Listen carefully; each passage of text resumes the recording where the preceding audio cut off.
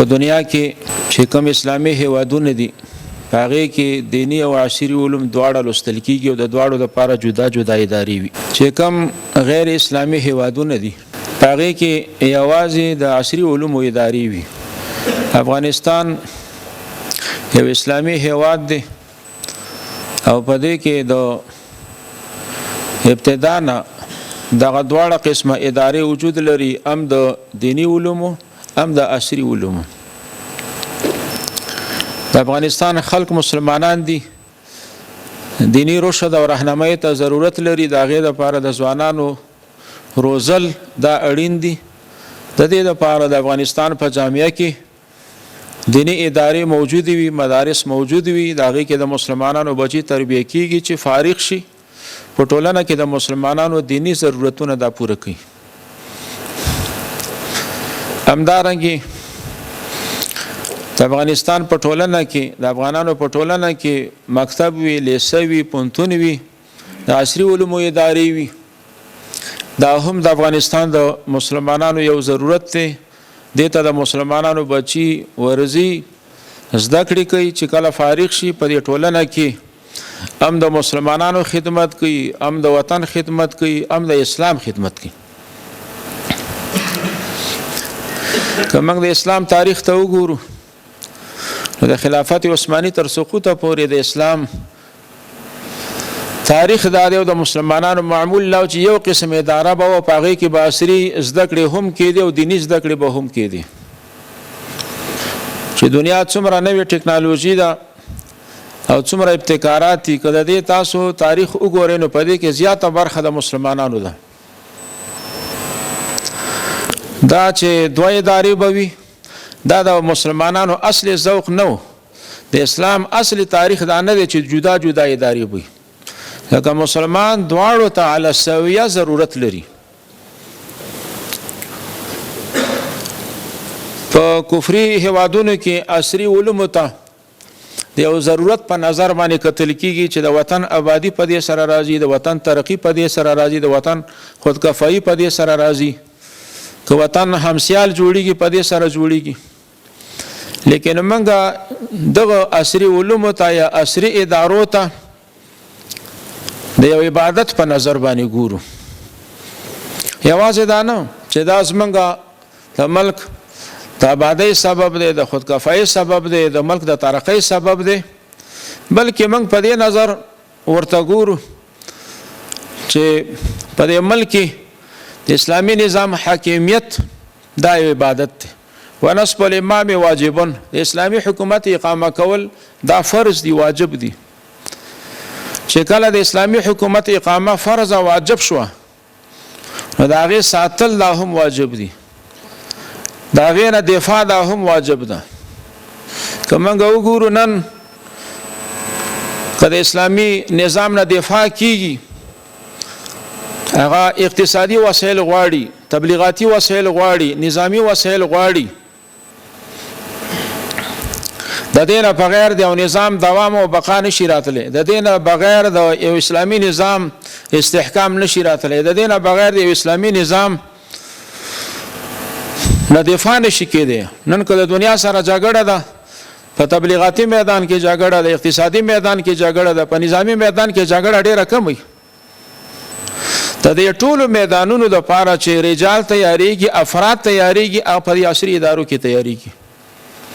که د اقتصاد ماهرین تیاریږي همدلته تیاریږي، او که د منفي تبلیغاتو د مخنیوي دپاره او د مثبتو تبلیغاتو د ترویج دپاره ځوانان تیاریږي همدلته تیاریږي. که زموږ د نظام نه دفاع کېدی شي او هلته وسایل تیاریږي، د وسایلو دپاره انجینران او با استعداده خلک تیاریږي، په همدې ادارو کې تیاریږي. که د زموږ ملک نه دفاع کېدی شي د دفاع وسایل همدلته تیاریږي. نو اسلام بیا دغه عصري ادارو ته په دې نظر باندې ګوري چې دا یوازې زموږ یو دنیوي ضرورت نه دی، بلکې دا زموږ یو دینی ضرورت دی.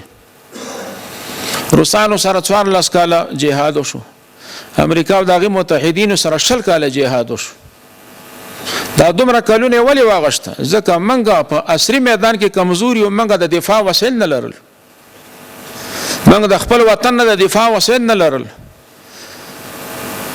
د اشغال د مخنیوي په خاطر باندې د اشغال د مخنیوي لپاره موږ وسایل نه لرل. 14 کال رانه یو اشغال واغشت، 20 کال رانه بل اشغال واغشت. کومنګ په میدان کې په دې عصري میدان کې مترقین شو، بیا د درې اشغال انتظار به بیا وباسو، بیا به د افغانانو یو تکلیف سره مخي. کومنګ د اسلامي نظام نه دفاع کول غواړو، بل لار نه لرو سوا د دې لارې نه چې دغه لاره مضبوطه شي. نو د دې وجه نه دغه زده کړې دي ته موږ د عبادت په نظر باندې ګورو. مدرسې ته چې ځي، دینی مدرسې ته اول ته دینی علوم دا زده کې، خو چې نیت تفاسدي هغه به بال ګرځي د ستا دپاره. که په صحیح نیت باندې دینی علوم زده نه کړی شي نو هغه هم موجب د اجر او د ثواب نه وي، د انسان د فلاح او د نجات ذریعه نه ګرځي. هلته یو صحیح نیت دا ضرور دی، او دلته په دې عصري علومو کې هم صحیح نیت دا ضرور دی. ډیره مهمه ده چې زموږ ځوانان دې ته فکرمند شي چې که زه انجینري ویم، که زه طب ویم، که زه اقتصاد ویم، که زه د عصري علومو بله برخه ویم، نیت معلوم که، هدف معلوم که چې زما هدف هغه به د اسلام او د مسلمانانو خدمت وي، زما هدف دا به د دین نه خدمت وي، زما هدف د دین نه به دفاع وي، زما هدف د وطن نه به دفاع وي، د مسلمانانو نه به دفاع وي. که په دغه نیت او اراده باندې مکتب ویل شي، لیسو ویل شي، پوهنتون ویل شي، نو د دې اجر او ثواب او حکم عین دغه شی دی لکه څرنګه چې یو سړی په دینی مدرسه کې کتاب الله او سنت رسول دا وایي. د قوت نه بغیر یو حق عقیده هغه ځان نشي ټینګولی، دفاع نشي ورنه کېدی. د اسلامي نظام نه د دفاع دپاره وسایل دا ضرور دي، او دغه وسایل دا په همدې میدان کې پیدا کیږي. د هغې لپاره به رجال همدلته تیاریږي. موږ د ډېرو مشکلاتو سره مخ یو، د اقتصادي مشکلاتو سره مخ یو، د دنیا د منفي تبلیغاتو سره مخ یو، د ډېرو په علمي میدان کې د مشکلاتو سره مخ یو. یو لویه وجه دا ده چې زموږ دغه میدان کمزوری دی. څومره چې دنیا په دغه علمي میدان کې مزل کړی او ترقي کړې ده، هغې نه موږ شاته پاتې یو. الحمدلله 14 لسیزونه وروسته په دې ملک اسلامي نظام راغی، او دا هغه نظام دی چې زما او ستا ولس غوښته. که زما او ستا ولس نه غوښتی 14 کاله به د روسانو سره جهاد نه کولی، که زما او ستا ولس نه غوښتی نو 20 کاله به د امریکا او د هغې متحدینو سره جهاد نه کولی. دا زما او ستا د ټول ولس غوښتنه ده. دا چې ټول ولس غوښتنه ده، اوس وطن آباد دی، وطن آزاد دی، وطن کې امن دی، وطن کې اسلامي نظام دی، د زده کړو لپاره یو ښه فرصت دی. نو موږ د دې ځوانانو نه دا توقع لرو چې اولا بنیادي ښه نیت جوړ کړي. که تاسې وګورئ دغه څومره اشغالونه چې افغانستان کې مثلا مخې ته راغلي دي، چا چې په یو فاسد نیت باندې عصري زده کړې کړې وي، هغه په ځای د دې چې د وطن خادم پاتې شي، په ځای د دې چې د دین خادم پاتې شي، په ځای د دې چې د اسلام خادم پاتې شي، هم د وطن دشمن پاتې شوی، هم د ولس دشمن پاتې شوی، هم د اسلام دشمن پاتې شوی. دا زده کړې په فاسد نیت باندې کړې، په صحیح نیت یې نه وي کړې. کم ځوان چې دغه زده کړې عصري زده کړې په درست نیت باندې کړې وي، هغه د ولس سره په څنګ کې پاتې شو، د اسلام سره په څنګ کې پاتې شو، د وطن سره په څنګ کې پاتې شو. ډېره بنیادي خبره ده. دویم خپله فکره همیشه د پر افغاني ساتل دا ډېر مهم دي چې زموږ فکره پردی نه شي. که زموږ فکره او نظر پردی شو بیا د ملک نه پاتېږي.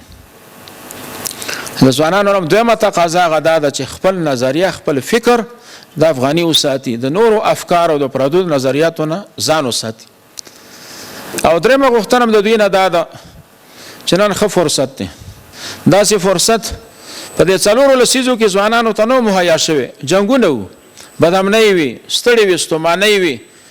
ستاسو قسمت ښه دی، په دې ملک اسلامي نظام دی، امن دی، اطمینان دی، هر طرف ته امن دی، اطمینان دی، او دا ډېر لوی دولت دی. د زده کړو لپاره دا ډېره بنیادي خبره ده چې په ملک کې امن وي، ستا ذهن پریشانه نه وي. که ستا ذهن پریشان وي بیا ته زده کړې نه شي کولی. نو ستاسو خوش قسمت یاستئ، ستاسو لپاره ښه ماحول برابر دی. اسلامي امارت دې ځوانانو ته په ډېره لویه د قدر په ډېر لوی نظر باندې دا ګوري.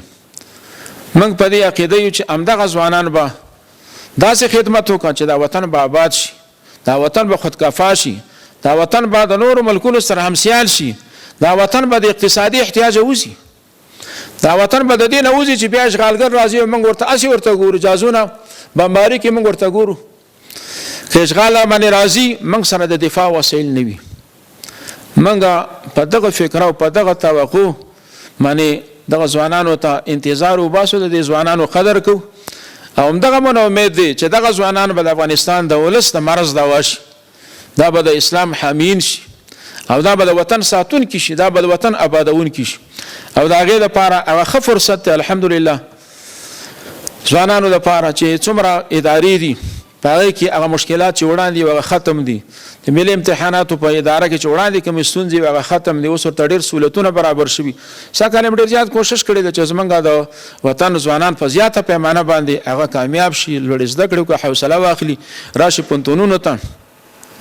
او لکه دا څنګه چې نن په یو ځای باندې ناست دي، دا د اسلام اصلي روح دی، دا هم د یو ولس بچي دي، د یو مقصد دپاره زده کړې کوي. یو د مسلمان یو ضرورت پوره کوي چې دیني ضرورت دی، او دا بل فریق د مسلمانانو د ولس او د اسلام دا بل ضرورت پوره کوي. که ستا سره مدرسې جوماتي لیکن چې تا سره په څنګ کې ټانګ نه یو توپ نه، همدغه مدرسې او جوماتونه رامنې وران نه کړو. موږ جوماتونه لرل، مدرسې هم لرل، علما هم لرل، علما به بندیانول، شهیدانول، به مدرسې ورانولې، جوماتونه ورانول، څنګه کې قوت نه وکړ.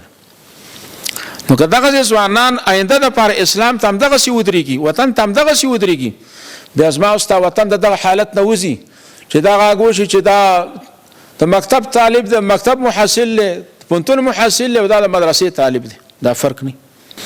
بر تقدیر اسلامي امارت ستاسو خدمت کې دی، کوشش به درته کوي انشاءالله چې سهولتونه درته برابر کړه، د ښو زده کړو زمینه سازي درته وکړه او په دې کې به کوشش کوئ کله کله کې داسې وشي په دغسې حالاتو کې زموږ تجربه ده چې بیا بهر کنه د بهر نه خلک ټلیفونونه ورته کوي، دعوتونه ورته کوي. کوشش دا وکړئ چې د اسلامي امارت د ترتیب نه بغیر، د هغوی د مشورې او د تجویزونو نه بغیر تاسو د چا سره موافقه دا مه کوئ. په دې خپل وطن کې زده کړې وکړئ، د اسلامي امارت په توسط باندې که تاسو بهر ته ځئ چې په دې چوکاټ کې لاړ شئ، دا به ډېر ښه وي.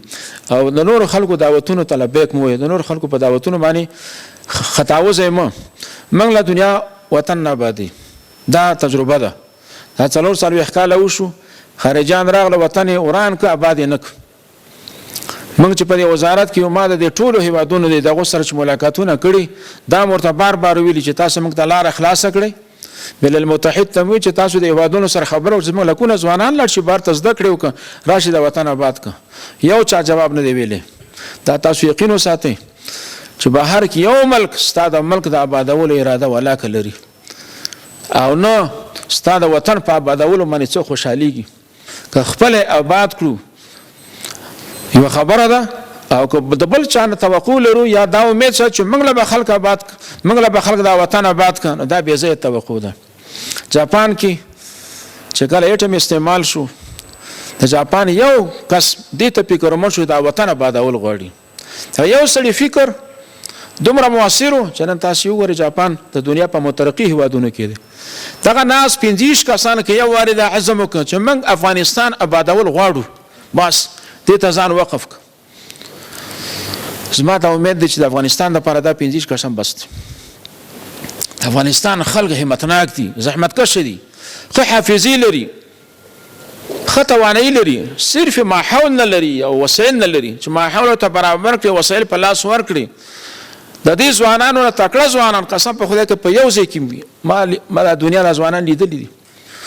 دا خو چې په دا 20 کاله چې څومره جنګونه پریشانه وي، د هغې باوجود موږ چې یو پوهنتون ته به لاړو، تکړه استاد، تکړه محصل، هغه به افغانی و. موږ دې نتیجې ته رسېدلي چې که دغه ځوانانو ته موږ وسایل برابر کړو، ښه ماحول برابر کړو، دا به د دنیا نابغه ګاني. دا خو جنګونه او مشکلات او پریشانۍ وي، چا ور سره د نرمۍ معامله نه وکړي، چا ور سره ښه سلوک نه وکړي، چا رحم نه وکړي، چا شفقت نه وکړي، چا پیرزونه نه وکړي. نن الحمدلله د اسلامي امارت مشرانو سره دا فکره ده چې دغه ځوانان به یو ځای ته رسوي. همدغه ځوانان به زموږ د افغانستان راتلونکی وي او همدغه ځوانان به افغانستان د دې موجوده بحرانونو نه وباسي. نو ډېر زیات خوشحال یم د ټولو نه مننه کوم چې تاسو کوم مشران راغلي دي تر رسنیو استاذي دا غوینه مننه کوم او چې کوم مخلصین حضرات دي او چې هغه اخلاص کړي دی راغلي دي په مینا باندې هغه کومکونه راوړي دي چې د ځوانانو ګوري د ځوانانو حوصله خکه دا غوینه مننه کوم او د ټولو ګډونوالو نه مننه کوم د دوی ته په اخر کې مبارکي و د دوی خپلوانو والدینو ته مبارکي و او اخر دعوانا الحمد لله رب العالمين.